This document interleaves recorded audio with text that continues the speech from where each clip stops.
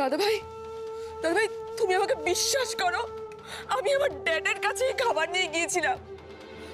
আসলে কি জানো তো, কাজের সূত্রে আমার ড্যাডকে তো অনেক বাইরে বাইরে ঘুরতে হয়, তাই ভালো মন্দ খাওয়ার সুযোগ হয়ে ওঠে না। সেই জন্য আমি কেটারারদের ছেলেগুলোকে বলে অনেক বেশি বেশি করে খাবার, মানে 2 টিফিন বক্স ভর্তি করে খাবার ড্যাডের জন্য নিয়ে গিয়েছিলাম। এই তো মেজদা ভাই তুমি তো তখন ওখানেই ছিলে, তুমি কিছু বলো না, চুপ করে আছো কেন? প্লিজ কিছু বলো। হ্যাঁ, তুমি তো ছেলেগুলোকে বলেছিলে বটে। তবে 2 টিফিন বক্স ভর্তি খাবার ড্যাড খেয়ে উঠতে পারেনি। আসলে কি জানো তো, খুব হেক্টিক শিডিউল চলছে, তাই হয়তো খিদেটাই মরে গেছে। 1 টিফিন বক্স খাবার খাওয়ার পরে ড্যাড বলল যে নিহার, আমি তো আর খেতে পারছি না, তুই যখন বাড়িতে ব্যাক করবি তখন এই খাবারটা গরিব দুঃখীদের মধ্যে বিলিয়ে দিস।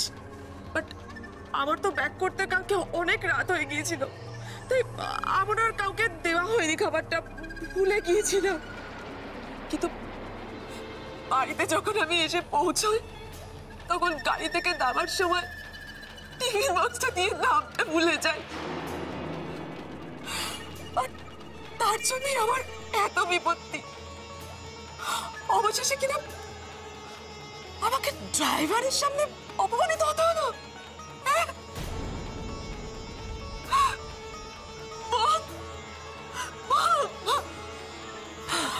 খুব কষ্ট হচ্ছে বউ, কষ্ট হচ্ছে, বুঝতে পারছি। তুমি দেখো না বাড়ির কেউ আমাকে এক বিন্দু বিশ্বাস করছে না বউ।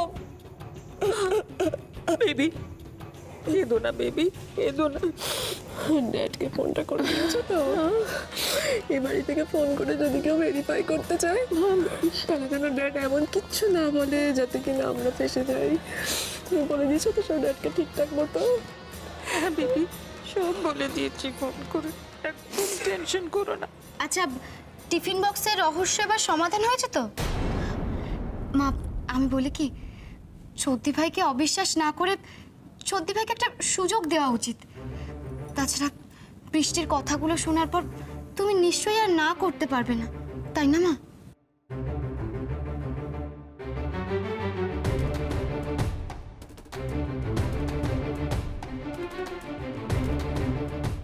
ঠিক আছে, নিহার যখন চাইছে তোমার খেয়াল রাখতে তখন রাখুক।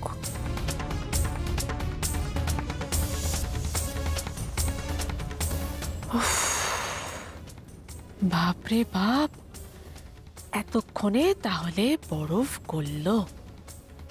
জয় বজরংবলী। তবে কাজে কোনো গাফিলতি করলে চলবে না নিহার। ডায়েট চার্ট মেনে ঠিক ঠিক খাবার কিন্তু দিয়াকে দিতে হবে।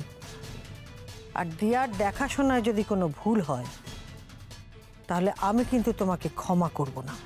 মা তুমি নিশ্চিন্ত থাকো, আমি কোনো ভুল করব না। আমার উপর একটু বিশ্বাস রাখো, আমি সব কাজ একদম ঠিকঠাক মতো করব। দরজায় ছিটকিনি বলে জানো তো একটা বস্তু আছে, সেটা মাঝের মধ্যে তো ব্যবহার করতেই পারো, নইলে আবার ওটাতে জং পড়ে যাবে, তাই না?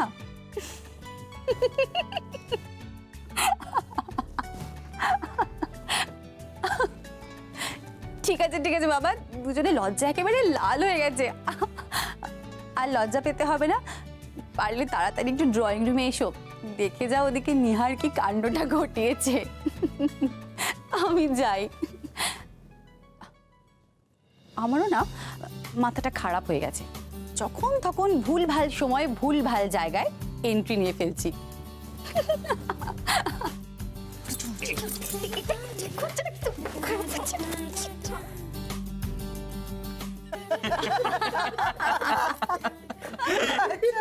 আচ্ছা নিহা, এসবের যে কি দরকার ছিল আমি তো কিছু বুঝতে পারছি না। রান্না তো আমি করি না, কিন্তু এত আড়ম্বর করে। আরে আমার আড়ম্বর কি? এ তো দেখতে একবার রীতিমতো সুচিবাই করত। তাহারা ছোট নাচবো? হ্যাঁ, তো লোকে তো জানে আমার বয়সী মানুষ এই সুচিবাইয়ের ব্যায়াম হয়, তা তুই এখন থেকে শুরু করে দিলি ভাই? না আমি একটা জিনিস বুঝতে পারছি না, আজকে কি হয়েছে বলো তো? হ্যাঁ, সকাল সকাল আমাদের সবাইকে তুমি এত সারপ্রাইজ দিচ্ছ কেন? হ্যাঁ, তোমার ওই যে সেই খান্তপুরীর দিদি শাশুড়ির 5 বোন থাকে কালনায়, শাড়িগুলো তারা উনুনে বিছায় আর হাঁড়িগুলো রাখে আলনায়। ওই দশা ছিল না না মা, তুমি বলো কি সুন্দর সবকিছু তুমি নোংরা করে রাখতে, অগোছালো করে রাখতে, ভালো লাগতো দেখতে। কিন্তু তোমার এই নতুন হাইজিন সেন্স দেখে আমার মাথা ঘুরছে কিন্তু। হ্যাঁ ছোটবাবু, আমি তো প্রথমে দেখে তো ভূত ভেবে ভয় পেয়ে গেছিলাম, তারপরে চোখ রোকরে ভালো করে দেখি এ ভূত নয়, ছোট বৌদি। আচ্ছা তোমরা সবাই মিলে এইভাবে আমার বেবিকে র্যাগিং করছো কেন?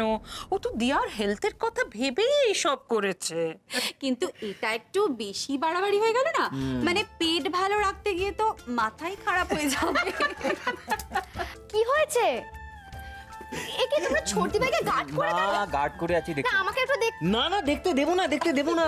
আরে তোমার শরীর স্বাস্থ্য গার্ড করার জন্য তোমার ছোট ভাই এমন গার্ড সেজেছে না যে দেখলে তুমি একবারে ভেরমি খেয়ে যাবে। কি হয়েছে? না বারণ করছি কিন্তু। হ্যাঁ তোরা সর, আমি দেখতে দে নিহার কি করেছে। এবার ভিড় করে দাঁড়িয়ে দেখলে হবে? সর সর সর। সরছি সরছি সরছি। টান টানা এবারে দেখা যাবে আমাদের বাড়ির ছোট বৌমা।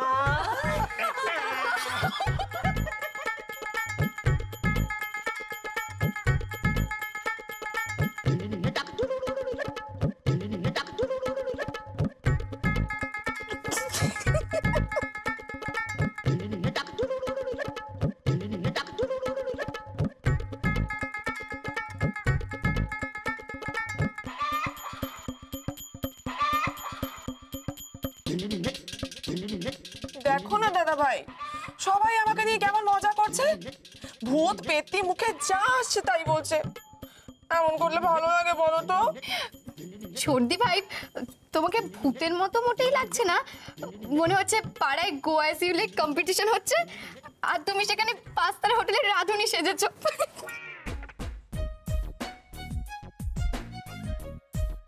দিয়া, তুমি আমার লেকুল করছো? ঠিক আছে, হাসো হাসো আরো হাসো। আমি সমস্ত কার জন্য করছি? হ্যাঁ বলো, কার জন্য করছি? শুধুমাত্র তোমার জন্য। তোমার হাইজিনের কথা ভেবেই তো আমি এই সমস্ত করেছি। রান্না করতে করতে যদি রান্নায় ঘাম ঝরে পড়ে, তারপর জামার রোয়া উঠে গিয়ে যদি রান্নার মধ্যে মিশে যায়, তারপর চুল উড়ে গিয়ে যদি রান্নার মধ্যে পড়ে, ইস, তাহলে আমি তো কাউকে লজ্জায় মুখই দেখাতে পারবো না। আমার বেবি যখন যে কাজ করে উইথ ফুল ডিভোশন আর ডেডিকেশন কাজটা করে। অবশ্য এই বাড়িতে সবাই যদি সেটা বুঝতে না পারে তাহলে এতে না বোঝার কি আছে বিয়ান? আসলে নিহার এই প্রথম নতুন কিছু করার চেষ্টা করছে আর সেটা দেখে আমরা সবাই চমকে গেছি। নিহার, তুমি কারো কথা শোনো না তো। তোমার যেমন মনে হচ্ছে তুমি সেই রকম ভাবেই রান্না করো, কেমন? তোমার যেমন মনে হচ্ছে তুমি সেরকম ভাবেই রান্না করো, আর যেমন মনে হচ্ছে সেইভাবে সেজেও রান্না করতে পারো। আর যদি অতিরিক্ত কিছু লাগে, মানে বর্মটর্ম জাতীয় কিছু, আমাকে বলো, চিতপুরের যাত্রাপাটি থেকে আমি এনে দেবো। নিখিল, আই পাজি ছেলে, কি কি সব সময় খেলে ওর পেছনে লাগা, হ্যাঁ? আরে ওকে ওর কথা আরে ঠিক আছে, আমি তো বলছি বর্মটর্ম যদি লাগে তলোয়ার ফলোয়ার নিয়ে রান্না করতে হবে। সেভাবে মার খাবে কিন্তু বলে গেলাম। যাত্রাপালা তো এবার শুরু হবে মাই ডিয়ার হাবি, আর সেই পালার নাম হলো দিয়াপথ পালা। তোমরা আমার এই সাজগোজ নিয়ে যতই হাসাহাসি করো না কেন, আমি তো এটা করেছি শুধুমাত্র নিজেকে সেফ রাখার জন্য, যাতে ওই ওষুধের শিশিতে কোথাও আমার হাতের কোনো ছাপ না থাকে।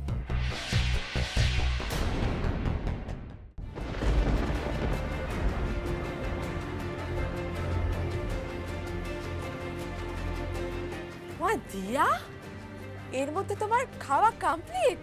কি করবো বলো? আসলে খুব খিদে পেয়েছিল তো।